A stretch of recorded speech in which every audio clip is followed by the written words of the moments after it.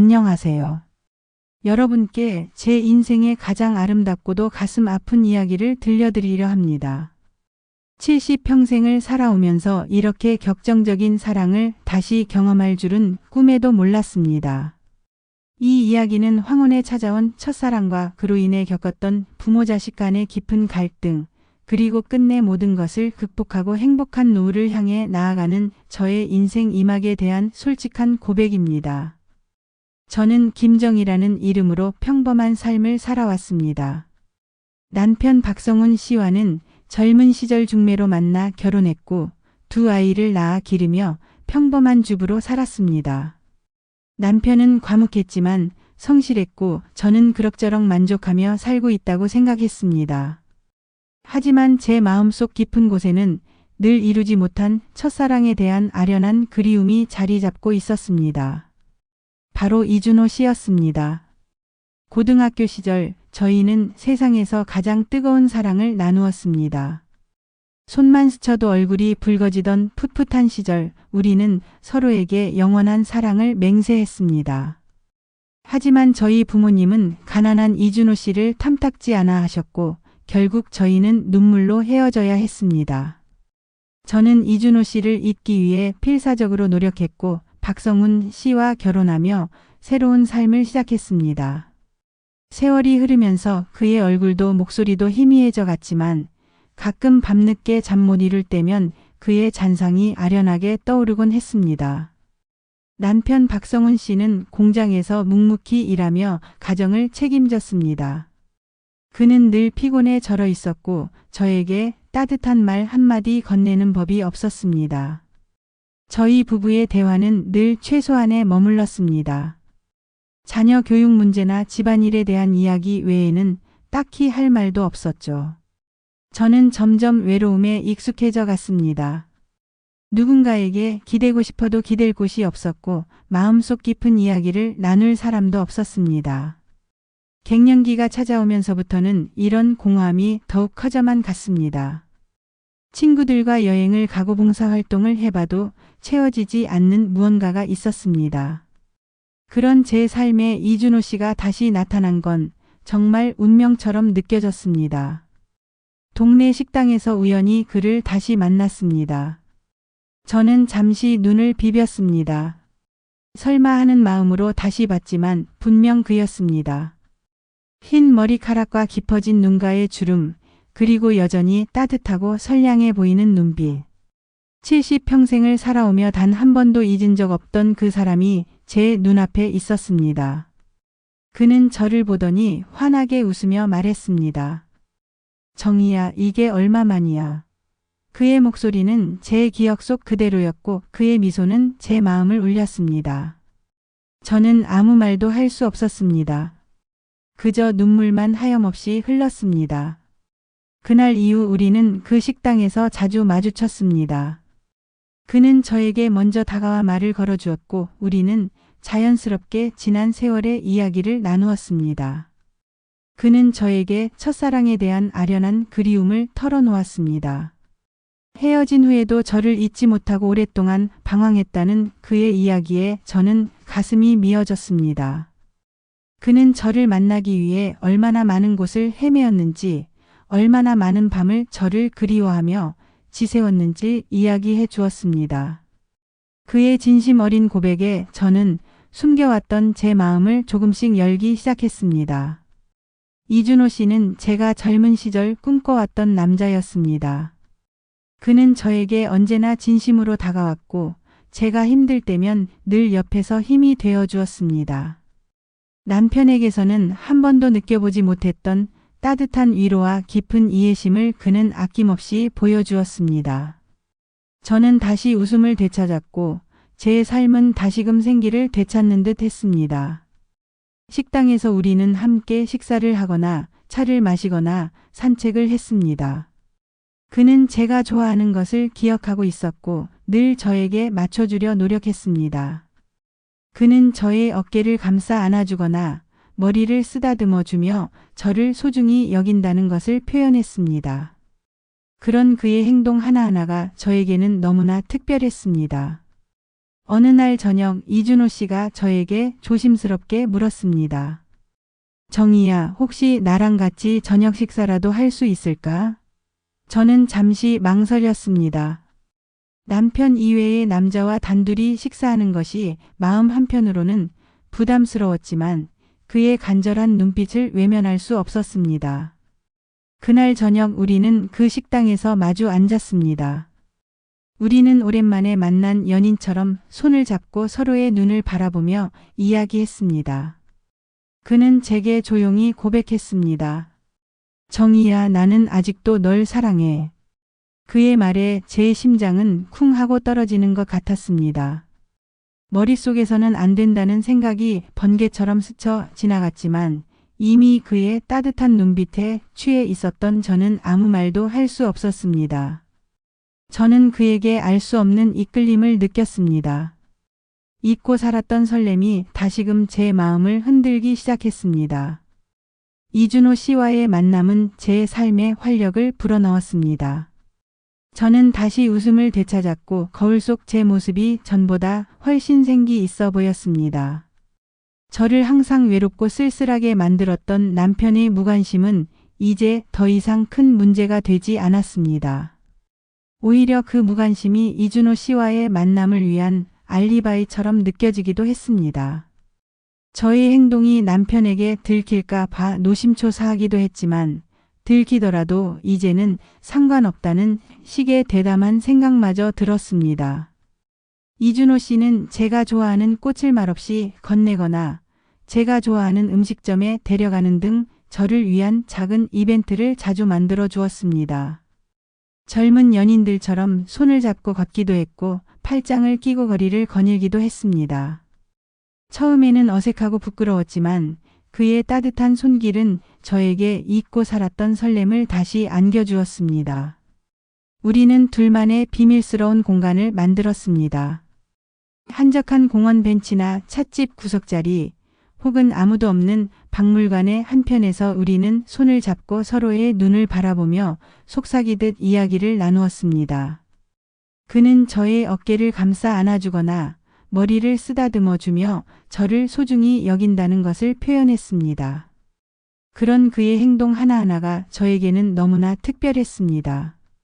남편에게서는 단 한 번도 받아보지 못한 애정 표현이었으니까요. 이준호 씨는 저에게 과거의 아픔을 털어놓았습니다. 헤어진 후에도 저를 잊지 못하고 오랫동안 방황했다는 그의 이야기에 저는 더욱 그에게 이끌렸습니다. 그의 외로움은 저의 외로움과 닮아 있었고 그의 슬픔은 저의 슬픔과 다르지 않았습니다. 우리는 서로의 상처를 보듬어주며 깊은 위로를 나누었습니다. 서로가 서로에게 유일한 위안이자 안식처가 되어주고 있었던 것입니다. 그는 제게 말했습니다. 정희야, 나는 내가 없는 삶은 상상할 수 없어. 그의 진심 어린 고백에 저는 눈물을 흘렸습니다. 어느 날 저녁 이준호 씨와 함께 저녁 식사를 하던 중이었습니다. 와인 한 잔을 기울이며 깊은 이야기를 나누다 보니 시간이 늦어졌습니다. 밖에는 비가 내리고 있었고 이준호 씨는 저에게 걱정스러운 표정으로 말했습니다. 정희야, 비도 오는데 이대로 헤어지기 아쉽네요. 근처에 괜찮은 호텔이 있는데 거기서 이야기 좀 더 나누실까요? 그의 제안에 제 심장은 쿵 하고 떨어지는 것 같았습니다. 머릿속에서는 안 된다는 생각이 번개처럼 스쳐 지나갔지만 이미 그의 따뜻한 눈빛에 취해 있었던 저는 아무 말도 할 수 없었습니다. 그렇게 우리는 호텔로 향했습니다. 방 안에 들어서자 묘한 긴장감이 흘렀습니다. 침묵 속에서 우리는 서로의 눈을 바라보았습니다. 그의 눈빛은 간절했고 저의 눈빛은 흔들리고 있었습니다. 그는 조용히 저에게 다가와 제 손을 잡았습니다. 그의 손은 뜨거웠고 저의 손은 차가웠습니다. 우리는 아무 말 없이 서로를 바라보며 천천히 입을 맞췄습니다. 그의 입술은 따뜻했고 저의 마음은 혼란스러웠습니다. 이성적으로는 절대 해서는 안 될 일이라는 것을 알았지만 저는 이미 그에게 완전히 빠져버린 상태였습니다. 그날 밤 우리는 뜨거운 사랑을 나누었습니다.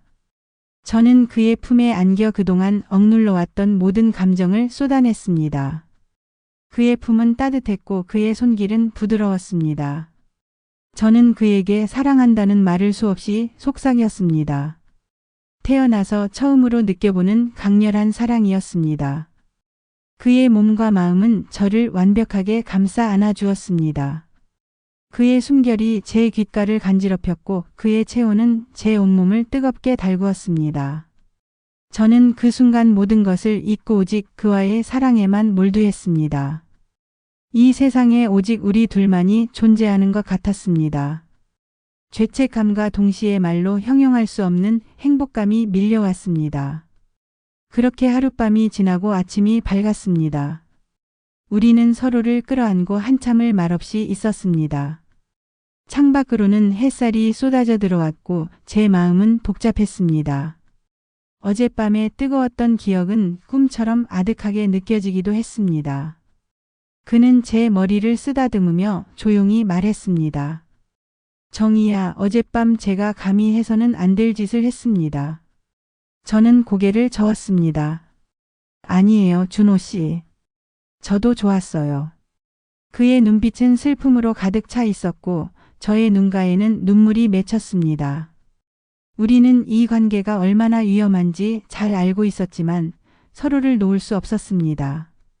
그날 이후 우리는 더욱 깊은 관계로 발전했습니다. 숨겨진 공간에서 만남을 이어갔고 우리의 사랑은 더욱 뜨거워졌습니다. 하지만 동시에 불안감도 커져만 갔습니다. 언제 이 비밀이 탄로날지, 언제 이 관계가 끝날지 알 수 없었으니까요.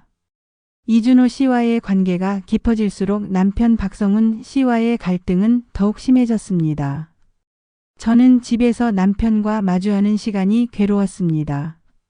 그의 무심한 표정과 무뚝뚝한 말투는 저에게 더 이상 아무런 감정조차 불러일으키지 못했습니다. 오히려 그의 존재 자체가 저에게는 답답하고 숨막히는 것처럼 느껴졌습니다. 남편은 저의 변화를 눈치채기 시작했습니다. 제가 평소보다 더 자주 외출하고 늦게 귀가하는 것을 이상하게 여겼습니다. 처음에는 저에게 묻지 않고 혼자서 의심만 하는 듯 했습니다. 어느 날 저녁 제가 외출 준비를 하고 있는데 남편이 거실에 앉아 저를 빤히 쳐다보았습니다. 어디 가려고? 그의 목소리에는 날 선 기색이 묻어 있었습니다. 친구 만나기로 했어요. 저는 애써 태연한 척 대답했지만 제 심장은 쿵쾅거렸습니다. 요즘 친구들을 자주 만나네. 남편의 말에 저는 아무 대답도 하지 못했습니다. 점차 남편의 의심은 노골적으로 변해갔습니다. 그는 제가 외출할 때마다 누구를 만나러 가는지 몇 시에 올 건지 캐물었습니다. 제 휴대폰을 몰래 훔쳐보는 일도 잦아졌습니다. 저는 남편의 이런 행동이 너무나 싫었고 그에게서 벗어나고 싶다는 생각이 더욱 절실해졌습니다. 우리는 사소한 일에도 싸우기 시작했습니다. 식사 시간에 반찬 투정을 하거나 텔레비전을 보다가도 서로에게 날카로운 말을 주고받았습니다. 예전에는 그냥 넘어갔을 일들도 이제는 큰 싸움으로 번졌습니다. 한 번은 남편이 제 휴대폰을 들고 있는 것을 보았습니다. 깜짝 놀라 다가가 빼앗으려 하자 남편은 휴대폰을 높이 들며 소리쳤습니다. 당신 요즘 이상해. 대체 누구랑 연락하는 거야? 저는 분노에 휩싸여 남편에게 욕설을 퍼부었습니다. 당신이 뭔데 내 휴대폰을 봐. 사생활 침해 아니야. 남편은 제 어깨를 잡고 흔들며 말했습니다. 당신 나한테 숨기는 거 있지? 눈빛이 흔들리잖아. 그의 손길은 거칠었고 그의 눈빛은 저를 꿰뚫어 보는 듯 했습니다. 그날 밤 우리는 잠을 이루지 못하고 밤새도록 싸웠습니다. 저는 그에게 사랑받지 못해 외로웠던 지난 세월을 원망했고 남편은 저의 외도를 의심하며 분노했습니다. 결국 남편은 이준호 씨와의 관계를 알게 되었습니다.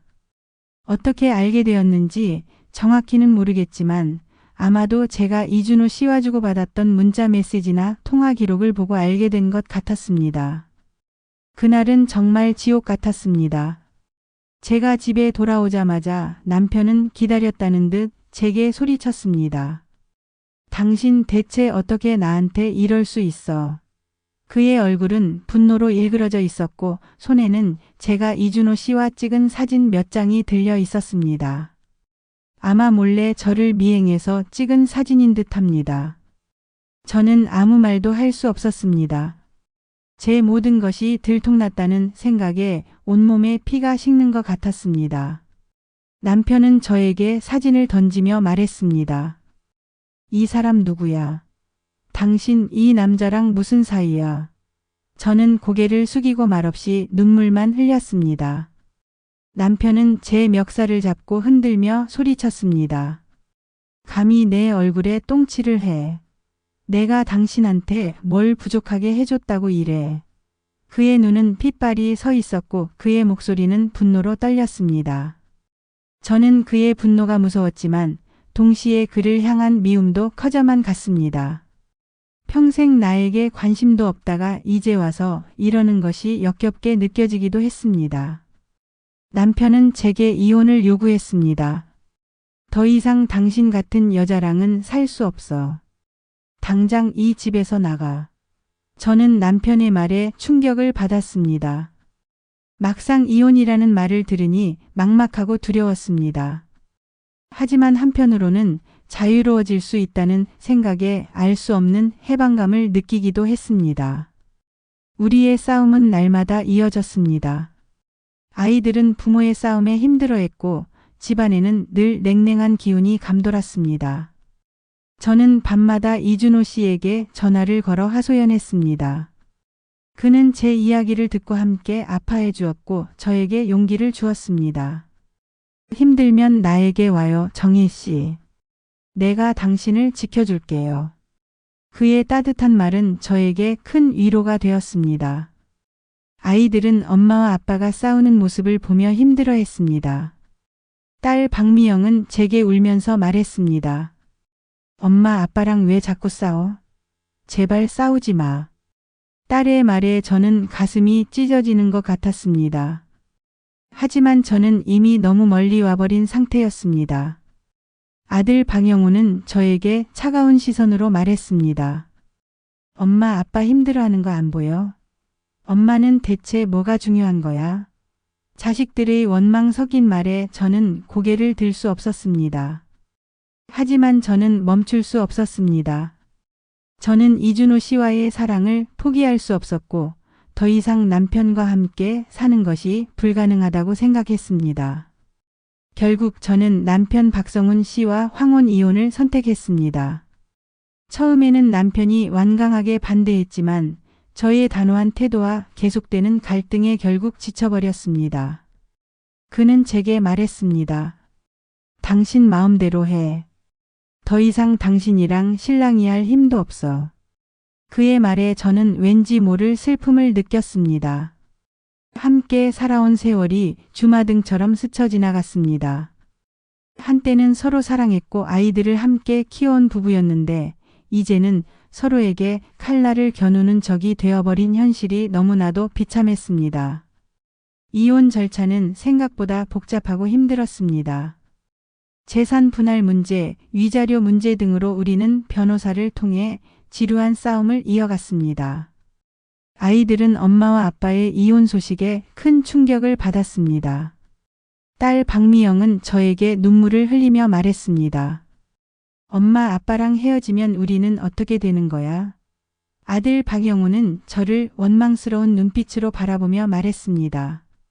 엄마 때문에 우리 가족이 다 망가졌어. 자식들의 싸늘한 시선과 원망은 제 가슴을 후벼 팠습니다. 과연 제가 올바른 선택을 한 것인지, 혹시 돌이킬 수 없는 잘못을 저지른 것은 아닌지 밤마다 잠 못 이루며 고민했습니다. 하지만 저는 이준호 씨와 함께 새로운 삶을 시작하고 싶다는 마음이 더 컸습니다. 그는 저에게 늘 용기를 주었고 우리의 미래를 함께 꿈꾸었습니다. 그는 제게 말했습니다. 정희 씨, 이제 우리 둘이서 행복하게 살아요. 누구의 눈치도 보지 않고 우리만의 사랑을 키워나가요. 그의 말에 저는 다시금 힘을 얻었습니다. 드디어 모든 이혼 절차가 마무리되었습니다. 법원에서 도장을 찍는 순간 저는 묘한 감정에 휩싸였습니다. 홀가분함과 동시에 알 수 없는 불안감이 밀려왔습니다. 70평생을 함께했던 남편과의 관계가 이렇게 허무하게 끝이 났다는 사실이 믿기지 않았습니다. 이제 저는 더 이상 박성훈 씨의 아내가 아닌 그저 김정희라는 한 사람으로 다시 태어났습니다. 이혼 후 저는 이준호 씨와 함께 새로운 보금자리를 마련했습니다. 우리는 둘만의 작은 아파트에서 새로운 삶을 시작했습니다. 처음에는 모든 것이 좋았습니다. 그와 함께하는 아침은 늘 햇살처럼 따뜻했고 그의 작은 배려 하나하나가 저에게는 큰 행복이었습니다. 우리는 서로의 손을 잡고 동네 공원을 산책하고 함께 장을 보고 맛있는 음식을 만들어 먹으며 평범하지만 소중한 일상을 보냈습니다. 젊은 시절 이루지 못했던 소박한 꿈들을 그와 함께 이루어가는 것 같았습니다. 물론 쉽지 않은 과정도 있었습니다.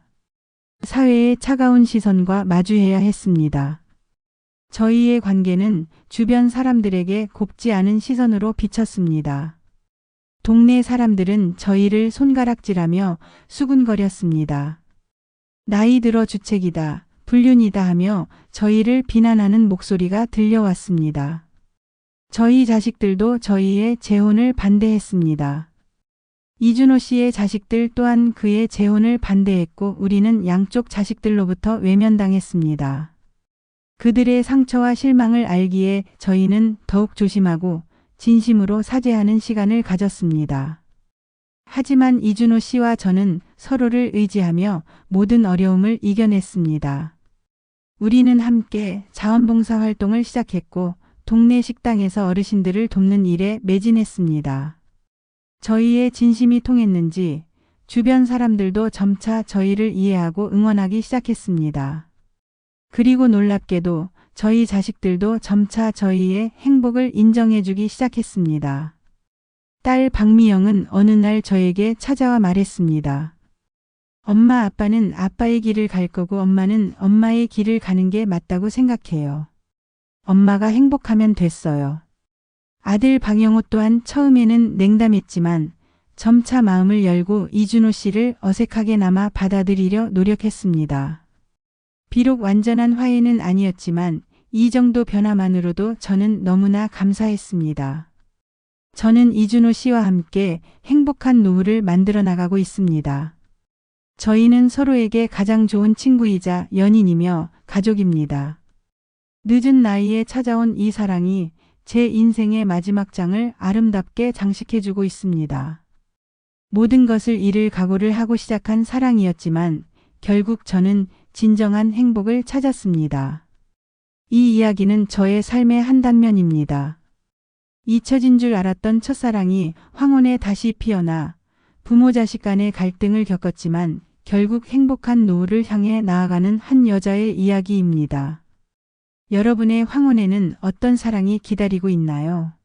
그리고 그 사랑을 위해 어디까지 감당할 수 있을까요?